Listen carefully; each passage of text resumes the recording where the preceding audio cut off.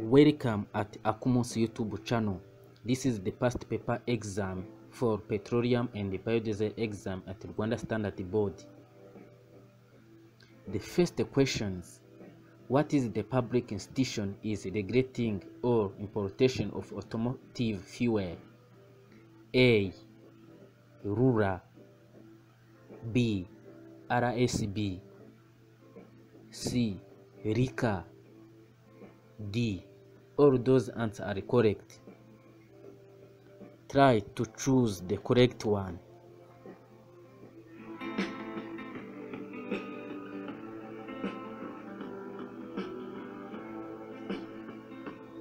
Wait for the second question.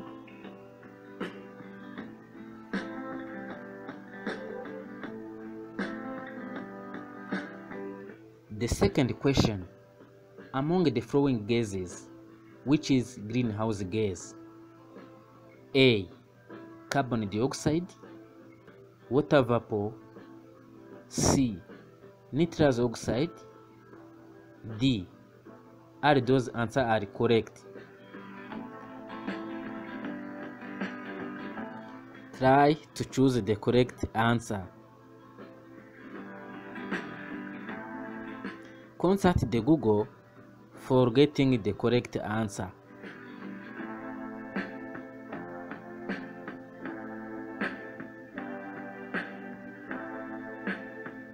This is AKUMUNSI for your interest.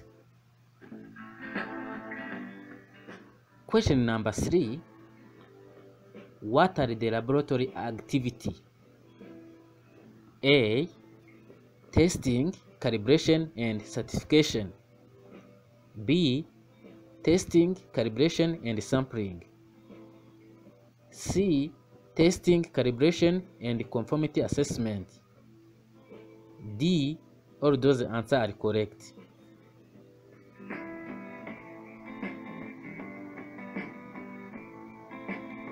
Try to choose the correct answer among 4.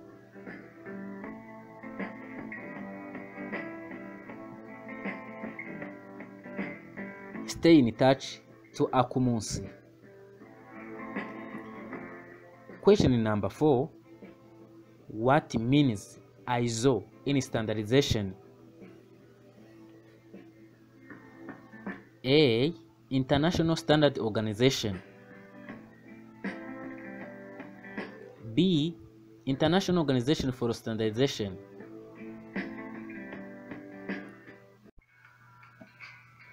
C. International Students Organization. All those answers are correct. Try to correct the answer, the best answer for you. For me, the International Organization for Standardization is the correct answer.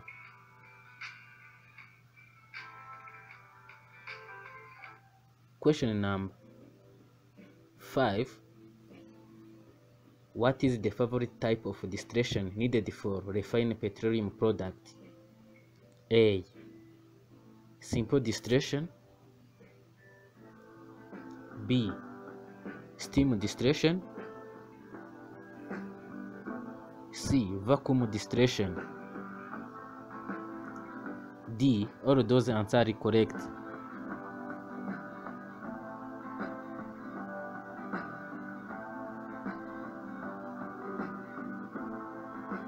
Consult the Google for the correct answer.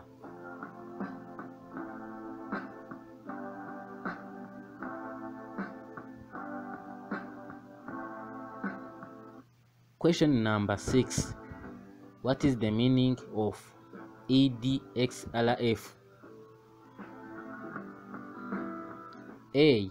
Elemental atomic analysis by energy dispersive X-ray fluorescence.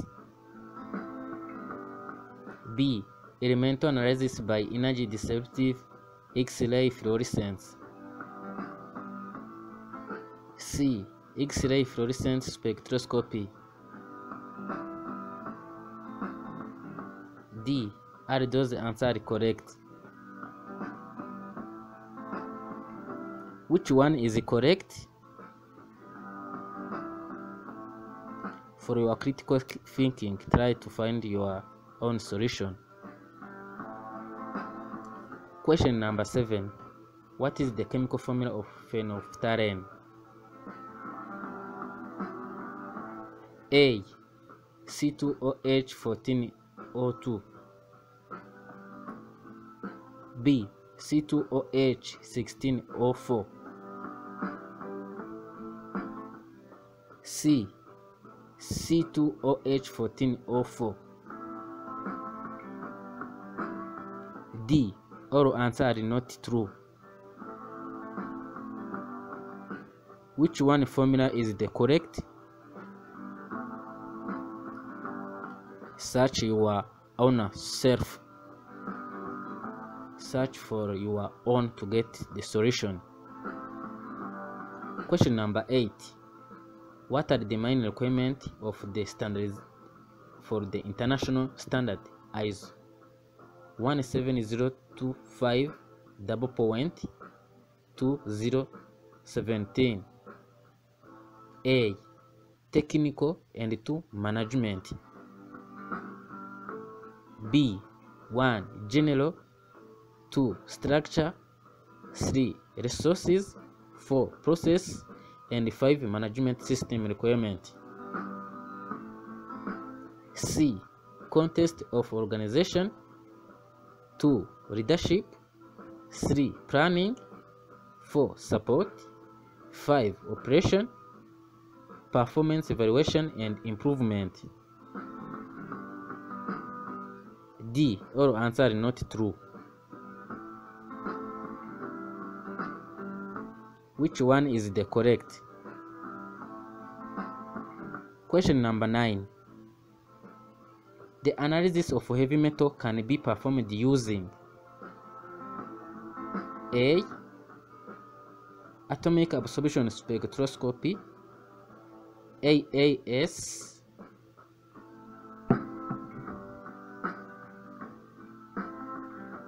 Atomic absorption spectrometry. B. ICP-MS. C. X-ray fluorescence. D. All those answers are correct.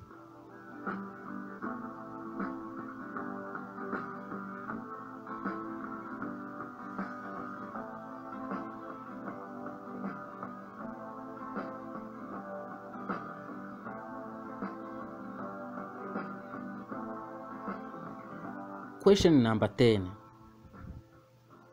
Is this statement: petroleum product can be blended in line through a autoclave system, true or false?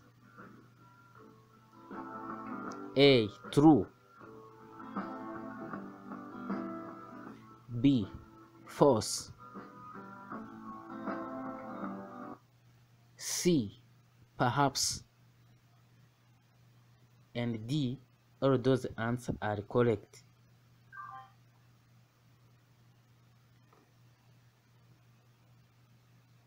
This is AKUMUNSI. Stay in touch for getting more information. Wait for question 11.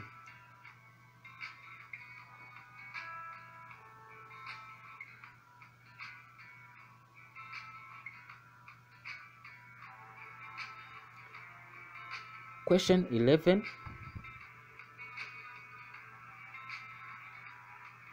WV11 hertz.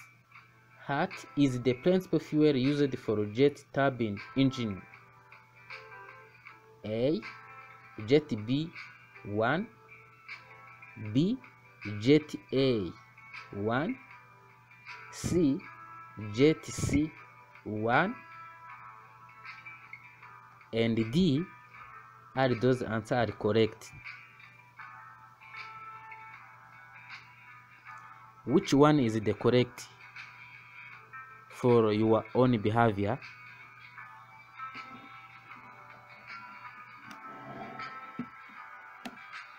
This is English version of past paper exam at Rwanda Standard Board. Stay in touch.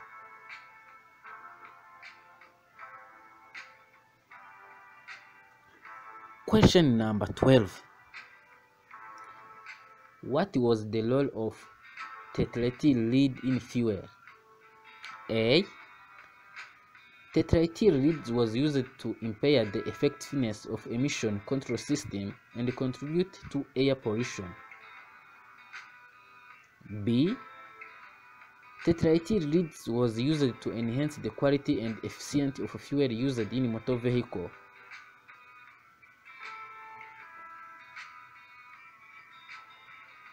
C. Tetraethyl lead was used to help reduce engine knocking, boost octane rating, and help with wear and tear on various seats within the motor.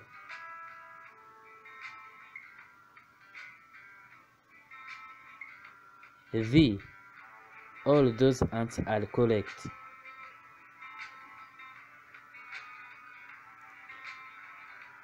Which one is correct for your own choice? Question number 13.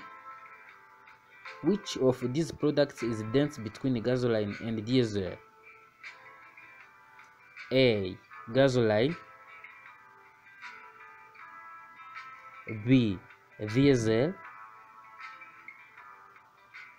C. They have the same density. D. All answers are true.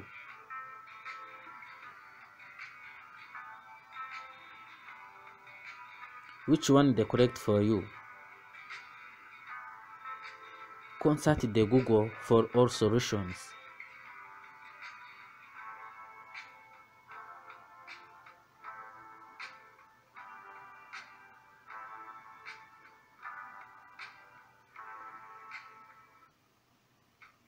Question 14. Is this statement true or false? Isoparaffin and aromatics have low octane number, while N-paraffin and olefin have high octane numbers. A. True. B. False. C. Perhaps. D. All those answers are correct.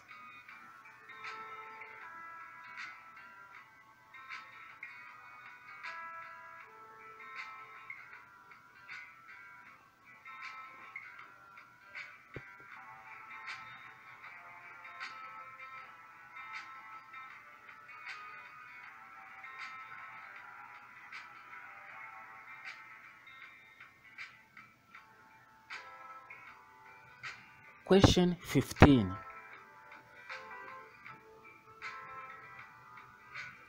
There are a number of additives that can improve octane number of gasoline or jet fuel. One of the examples is A. Alcohol. B.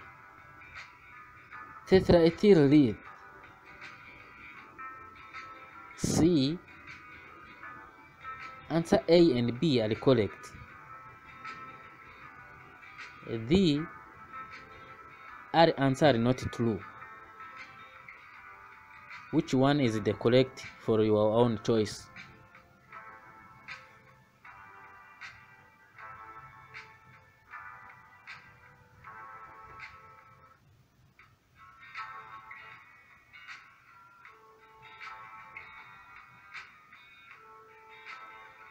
Question 16. What is the significance of aniline point? A. The aniline point of liquid, crude oil or petroleum fraction is the temperature below which the liquid becomes plastic and loses its flow characteristics. B.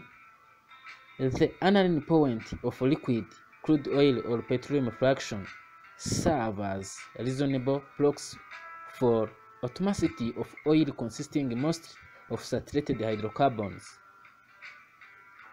It means that alkanes, paraffin, or unsaturated compound, mostly aromatics. C. The annealing point of liquid, crude oil, or petroleum fraction is performed to ensure that a grease will protect the metal surface it comes in contact with over time.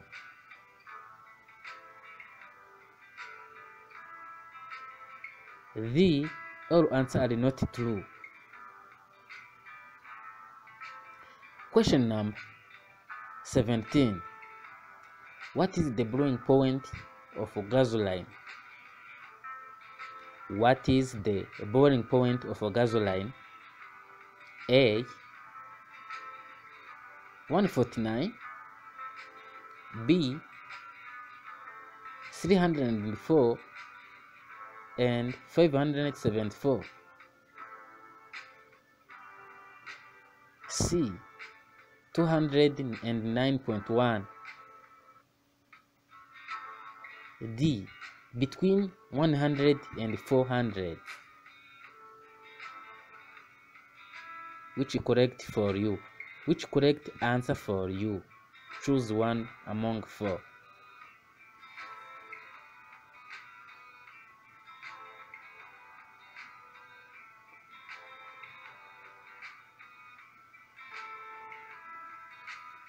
Question 18. What is the system SA unity of viscosity index? What is the SE unity of viscosity index? A. Newton second per square meter. B. Kilogram per meter cubic. C. Pascal second. D. All answers are not true. For your own choice, what is the SE unity of viscosity index? Wait for next questions.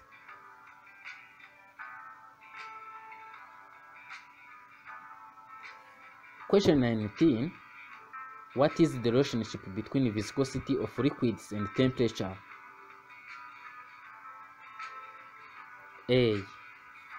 The viscosity of liquid increases rapidly with an decrease in temperature, and the viscosity of gases increases with an increase in temperature. B. The viscosity of liquid decreases rapidly with an increase in temperature, and the viscosity of gases increases with an increase in temperature. C. The viscosity of liquid decreases rapidly with an increase in temperature, and the viscosity of gas decreases with an increase in temperature. D. Answer A and B are correct. Power off.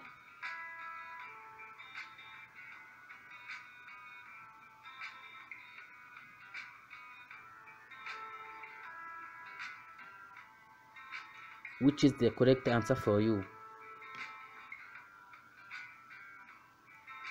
Question number 20. Some of the following are cross-cutting area of the National Strategy for Transformation 1. A. Human Resource Development. B. VIH/ADC and non-communicable disease. C. Public health. D. Answer A and B are correct. For me, the answer is D, because human resource development and VIH/ADC and non-communicable disease, those are involved in cross-cutting of NST1.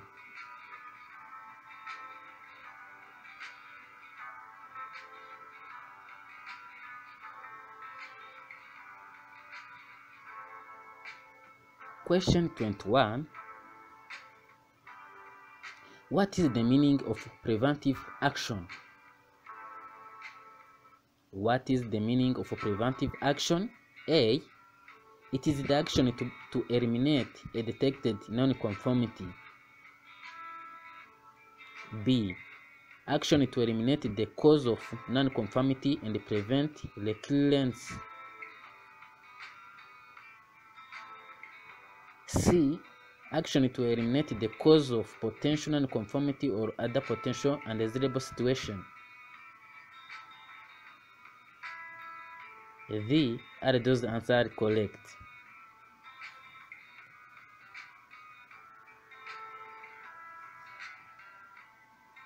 Choose your own correct answer and wait for next question.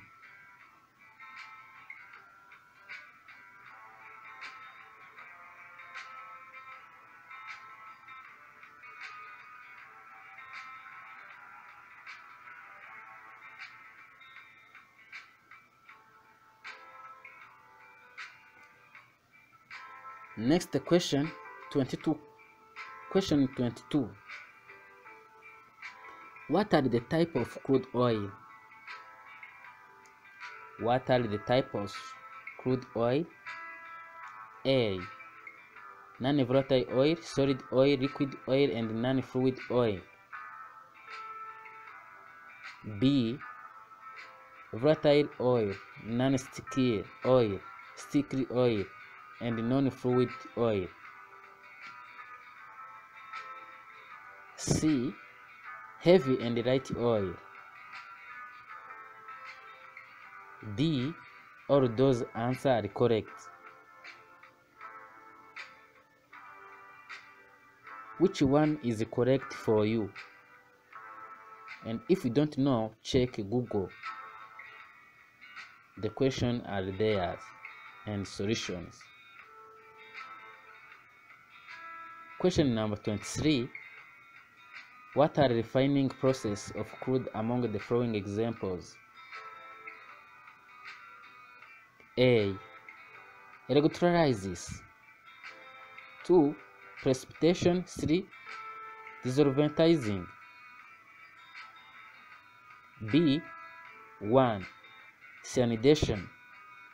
2. Carbon in pulp. 3. Flotation.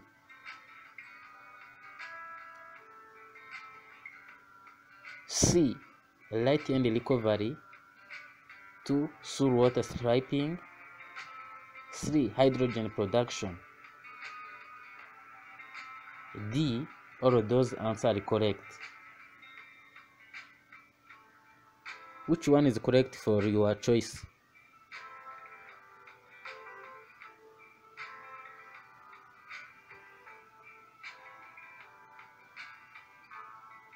Be patient for the next question.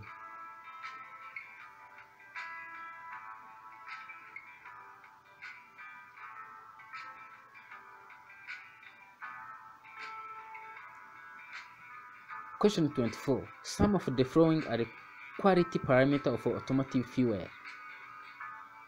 A. Density.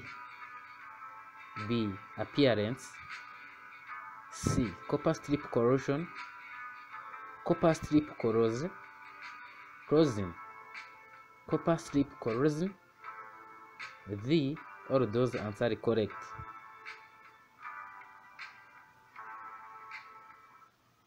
Choose the correct one for yourself.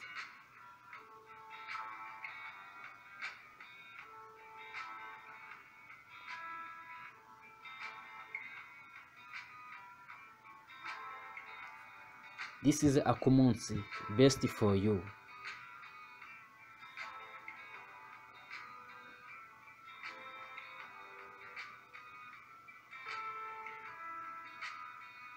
Question 25.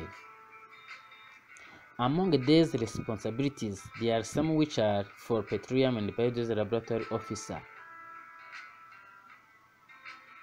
A. Ensuring the implementation of accreditation body requirements. B. Communicate and report on gender equality disaggregate data. C. Maintain and monitor the assigned equipment and retain record. D. All those answers are correct. To get the correct answer, check the responsibilities on advertised job for Petroleum and biodeselLaboratory officer for latest website to get the correct answer for you. Question 26. What is the meaning of interlaboratory comparison? A. Organization, performance, and evaluation of measurement or test on the same or similar item by different laboratory in accordance with predetermined condition. B. Organization, performance, and evaluation of measurement or test on the same or similar item within the same laboratory in accordance with predetermined condition. C. Rules that describe how measurement uncertainty is accounted for when starting conformity with specified requirements. D. All those answers are correct.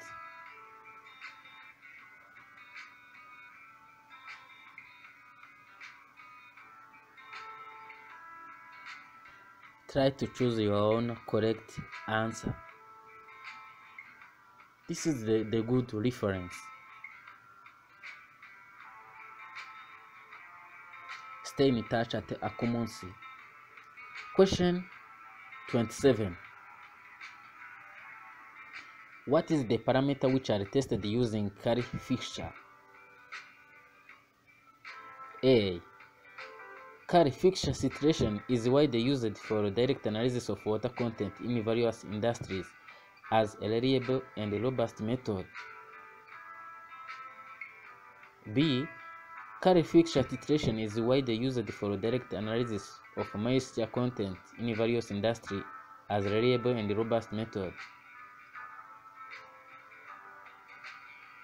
C. Curry fixture titration is widely used for direct analysis of ash content in various industries as a reliable and robust method.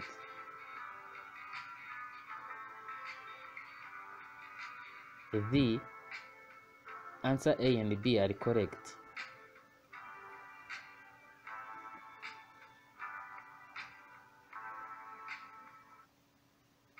Which one is correct for you? Question number 28. What is the definition of a systematic error in analytical chemistry? A. It is an error having an n-zero mean, so that its effect is not reduced when observations are averaged.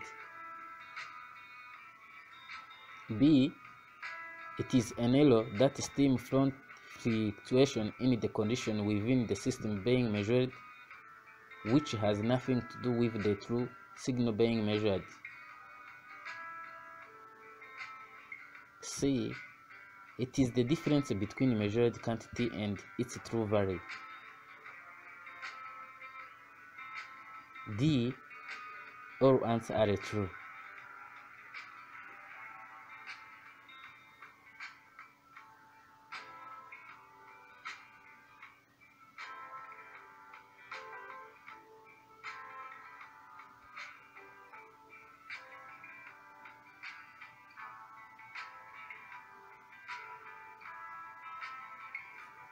Question 29.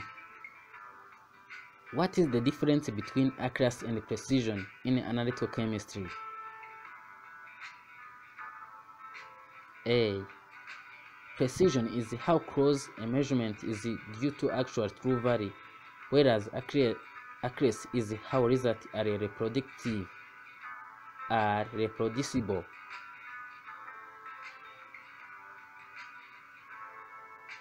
B. Accuracy is how close a measurement is to the actual true value, whereas precision is how close to those measurements tends to be each other. C. Precision is how close a measurement is to the actual true value, whereas accuracy is how close those measurements tends to be each other. D. All answers are correct.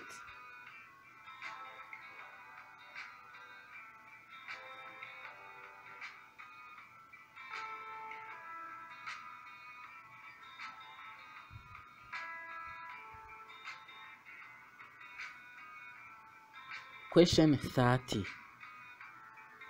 What is the purpose of quality assurance in analytical chemistry? A. The purpose of quality assurance is to detect, reduce, and correct deficiencies in a laboratory internal analytical process prior to the release of laboratory results. B. The purpose of quality assurance is to allow the lab to determine their level of performance and staff training needs as compared to a certain benchmark or standard. C. The purpose of quality assurance is to give reliable, timely test result which is interpreted correctly. The answer A and C are correct. Remember that the first and third questions, each one must have 1 point, and the next 10 questions from 30 to 40, each one must have 3 points. Question 31. What is the goals of methodological traceability? A. The ultimate goal of methodological traceability is achieved by comparing the measurement result with another measurement result with a prescribed value, a legal or regulatory limit, or which vary amassed from the experience of analyst or client. B. The ultimate goal of methodological traceability is achieved by determining whether or not a part of a substance that you are measuring is within tolerance. C. The ultimate goal of methodological traceability is achieved by determining the extent to which similar transactions are accounted for similarly and dissimilar transactions are accounted for dissimilarly. Answer A and B are correct.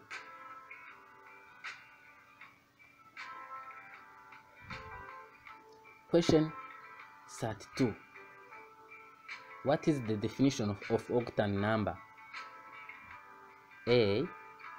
It is defined as the percentage by volume of isooctane in a mixture of isooctane and N-heptane that denotes with some intensity the fuel is being tested. B. It provided information on the level of unsaturation of fats. It makes it possible to determine an average number of double bonds present on its constituent fatty acids. C. It is the measure of fluent ability to resist knocking when ignited in mixture with air in the cylinder of the internal combustion engine. D. Answer A and C are correct.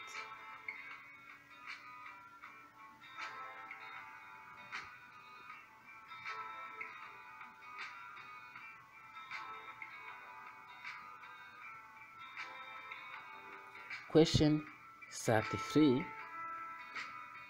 What is the difference between kinematic viscosity and dynamic viscosity? Kinematic viscosity, this point A. Kinematic viscosity is defined as the quantity measuring the force needed to overcome internal friction in fluid. Dynamic viscosity is the absolute viscosity of liquid divided by its density at the same temperature. B.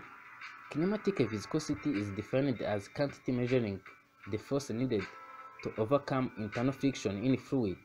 Dynamic viscosity is an arbitrary number assigned as a measure of constant of the viscosity of lubricating oil with change of temperature with a high number indicating viscosity that change little with temperature.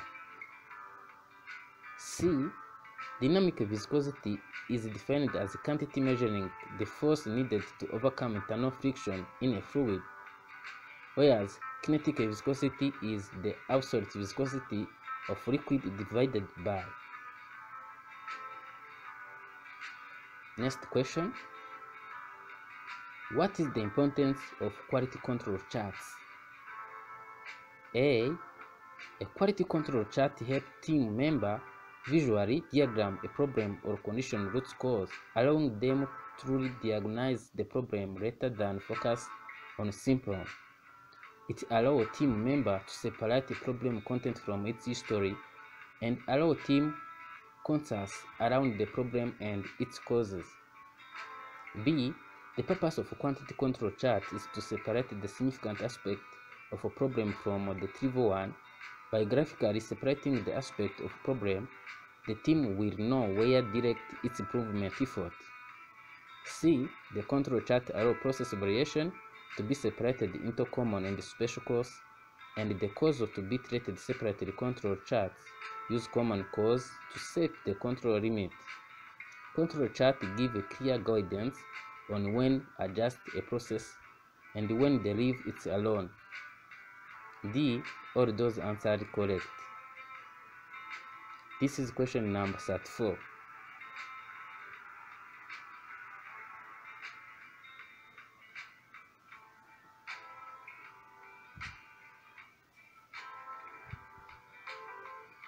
Question 35. What is the importance of reference sample material in analytical chemistry? A.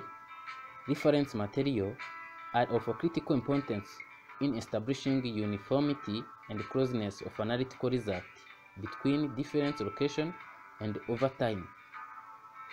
B. Reference material are of critical importance in establishing equivalence and the veracity of analytical result between different locations and over time. C. Reference material are a critical importance in establishing comparability and accuracy of analytical result between different locations and over time. D. All those answers are correct. Check the correct one. This is AKUMUNSI. Stay in touch.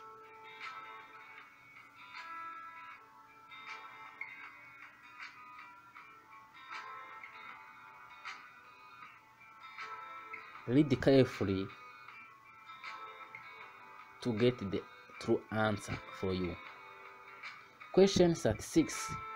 What is the difference between internal standard and external standard? The internal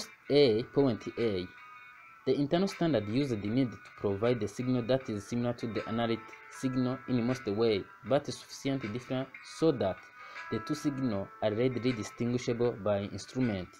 An external standard is run alone as a sample and usually at a different concentration, so you can generate a standard curve. Again, the peak area are related to the unknown amount of external standard run. B. The internal standard uses the need to provide a signal that is similar to the analytic signal in most way, but sufficiently different so that the two signals are readily distinguishable by instrument. An external standard is effect on analytical essay caused by all other components of the sample except the specific compound analyte to be analyzed. C.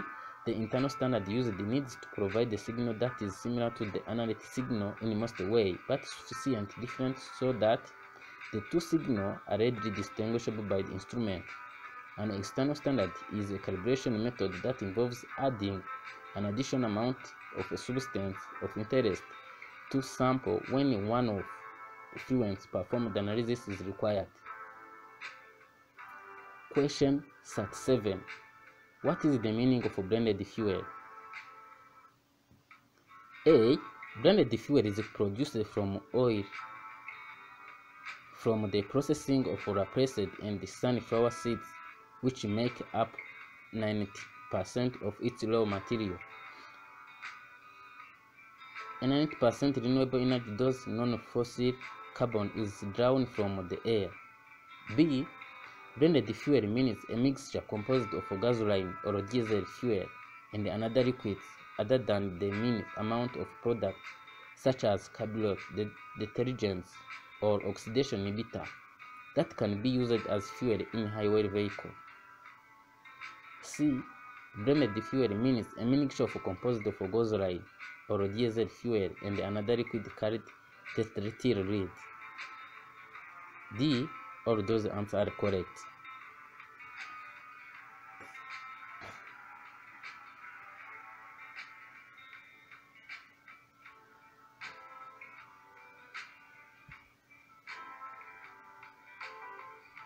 So the answer for question 36 is A.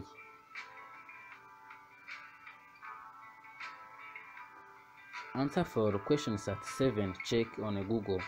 Question 38. What is the difference between kinematic viscosity and dynamic viscosity? Kinematic viscosity is defined as quantity measuring the force needed to overcome internal friction in fluid. Dynamic viscosity is the absolute viscosity of fluid divided by its density at the same temperature. B. Kinematic viscosity is defined as quantity measuring the force needed to overcome internal friction in a fluid. Dynamic viscosity is an arbitrary number assigned as a measure of the constant of viscosity for lubricating oil with change of temperature, with high number indicating viscosity that change a little with temperature. C. Dynamic viscosity is defined as quantity measuring the force needed to overcome internal friction in fluid, whereas the kinematic viscosity is the absolute viscosity of liquid divided by its density at the same temperature. All those answers are correct. I think that this question comes 2 times. For the first time is with 1 point and the second one with 3 marks. Total point for this question is 4. If you fail for one, also you fail for the second one. Question 39. What is the difference between flash point and fire point? A. The key difference between a fire point and flash point is that the fire point describes the lowest temperature at which the ignition of substance initiates, whereas the flash point describes the lowest temperature at which the fuel continues to burn for a short time period after the initiation of ignition. B. The key difference between flash point and fire point is that the flash point describes the lowest temperature at which the ignition of the substance initiates, whereas the fire point describes the lowest temperature at which the fuel continues to burn a short time period after the initiation of the ignition. C. There is any difference between flash point and fire point? D. All those answers are correct.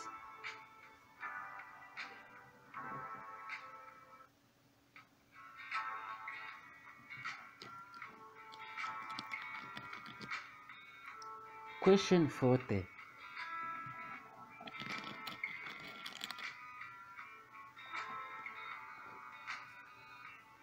In FTER fuel analyzer, this is the principle used for analysis component.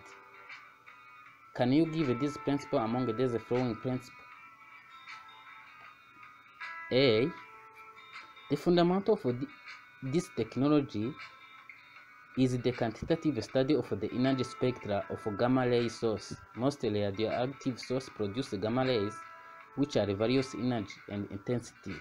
When these emissions are detected and analyzed with a spectroscopy system, a gamma ray energy spectrum can be produced. B. The fundamental for this technology is atomic vibration of molecules that only absorb specific frequency and the energy of infrared radiation. C. The fundamental for this technology is based on the absorption of electromagnetic radiation at wavelength in range of 782 2500 nm. The light interacts with the sample and the detector measures its transmittance and absorbance. D. All answers are correct. Question 41. This is an synthetic calculation. Tomato paste sample was submitted in laboratory for the analysis of alpha-cyanometry. The analysis method consists of sample preparation with texture and analytical determination with GCM triple quadruple in SIM as scan mode. The analysis was started with the sample preparation by weighting 10 gram tomato paste sample into 5 ml extraction tube containing extraction salt, adding 10 ml acetonitrile to sample, shaking and centrifuging the mixture for 5 minutes. From the mixture, 8 ml of super matter were transformed into checker cleanup tube containing 1200 mg magnesium sulfate, 400 mg PSA, and 400 mg C18. This was vertexes then centrifuged and supermanta taken in gas chromatography for analysis. The result of analysis of the tomato paste sample found from gas chromatography mass spectrometry triple quad were 256 microgram per liter. To ensure the quality of this result, matrix spike followed by recovery calculation was performed. Another sample was spiked with 100 microgram per liter of alpha-cyanometry, prepared in the same way as the neat sample, and the result of its analysis were 345 microgram per liter. 41.A. What is the mean by SIM? A. Single ion management. B. Selected ion monitoring. C. Single ion monitoring. B and C are correct.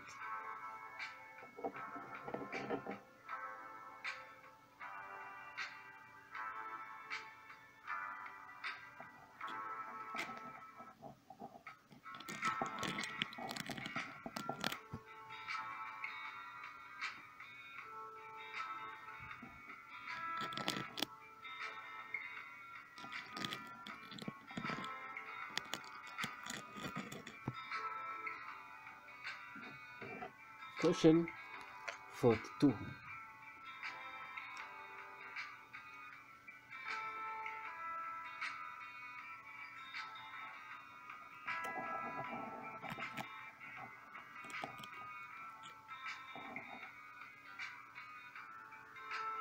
B. The instrument result of tomato paste neat sample and the following. The sample preparation procedure calculated the amount in milligram of alpha-cyanometry contained in 1 kilogram tomato paste sample. A. 2.56 mg per kilogram. B. 0.256 mg per kilogram. C. 256 mg per kilogram. D. 25.6 mg per kilogram.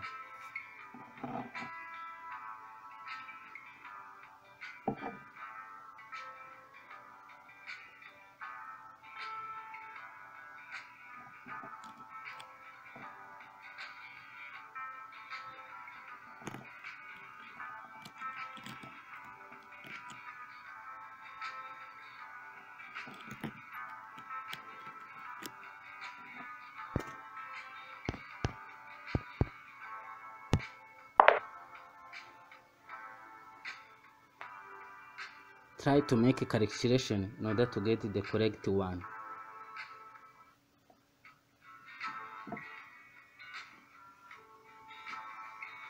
This is the time to think again. This is very difficult, complex problems. If you need the answer, write us on email akumunsi@gmail.com.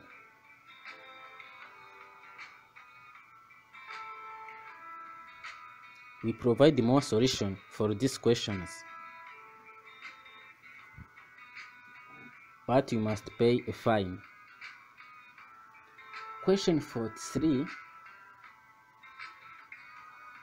is based on the following question. It is a successive. Calculate the percentage recovery. A 0.79, B 0.98, C 89%, D 0.97.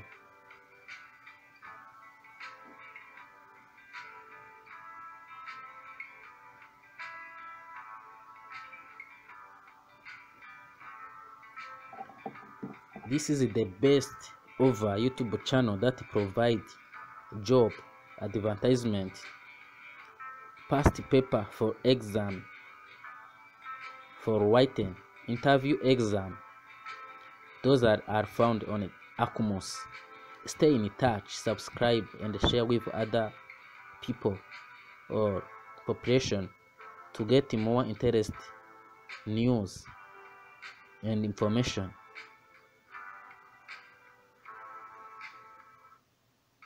So we wait for you to make a calculation for this question.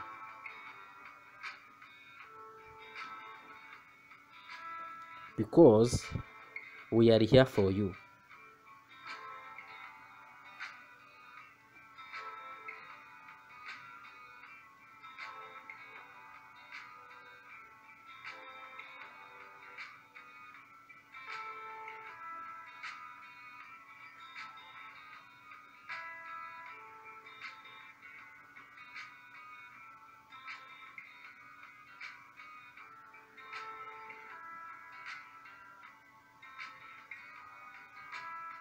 Let us make advertisement in Kinyarwanda. AKUMUNSI irabibutsa yuko guhera muri uyu mwaka w'ibihumbi 2023 igiye kuzajya bagezaho amatangazo y'akazi, ndetse amatangazo y'akazi kazagiye komeza bakurikiranya uko iyo myanya izajya igenda ikurikiranwa cyangwa se izajya igenda ishyirwaho, ndetse abakandida bakazajya bakira amakuru yose ajyanye n'iyo myanya, harimo kubagezaho ibyo bakwibandaho biga, aho bakura dokima bakwigiramo, ndetse n'uburyo bwo guteguramo ikizamini cyanditse nyuma mu bijyanye na interview. Naho AKUMUNSI izajya ibagezaho amakuru atandukanye ajyanye na interview, aho izajya ibaha amakuru atandukanye ajyanye n'uburyo wakwitegura interview, aho wakwibanda wiga bitewe na poste runaka uzaba waprayinzeho. Stay in touch. Aho waba ufite igitekerezo cyangwa se inyunganizi watwandikira hasi muri comment yacu. Stay in touch. Thank you for this time. Let us continue for our past paper exam for petroleum and biodiesel. Question 44. It says that what is the mean by bias? A. The total systematic error. B. The difference between the obtained test result and an accepted reference value. C. A and B are correct. D. No answer was provided.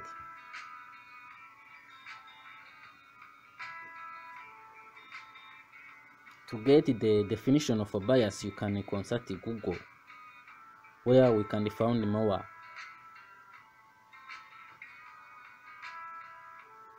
This past paper exam can prepare you for future exam.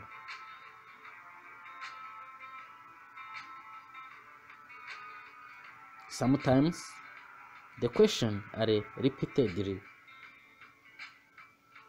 as you are getting chance for winning or for success during your preparation of exam.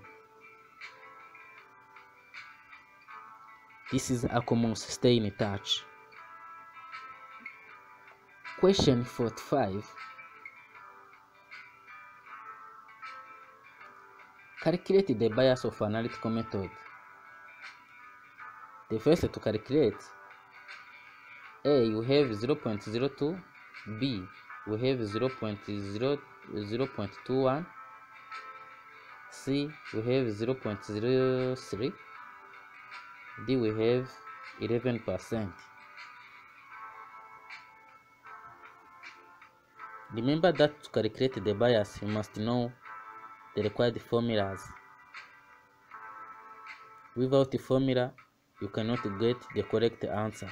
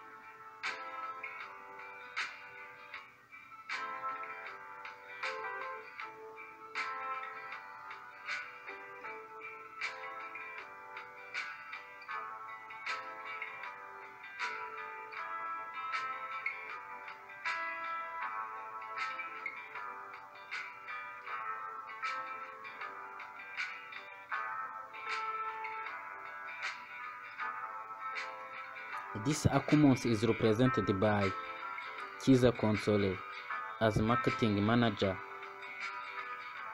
for AKUMUNSI YouTube channel.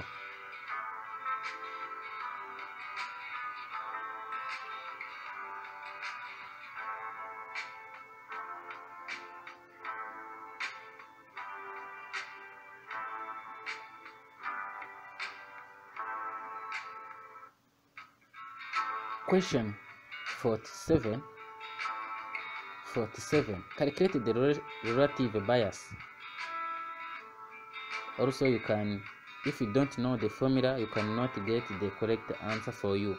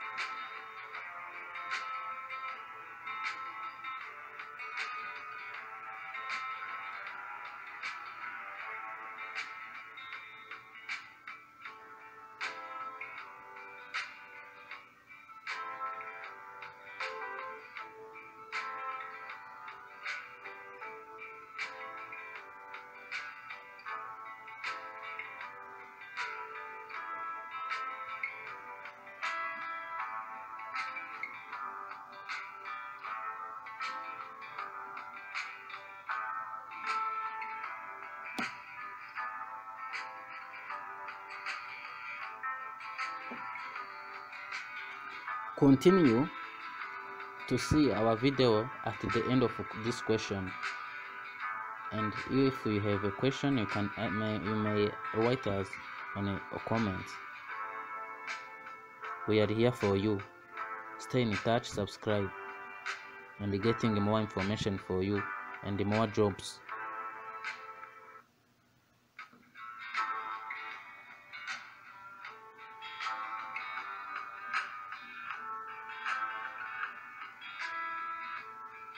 We love you every day because you are evaluated.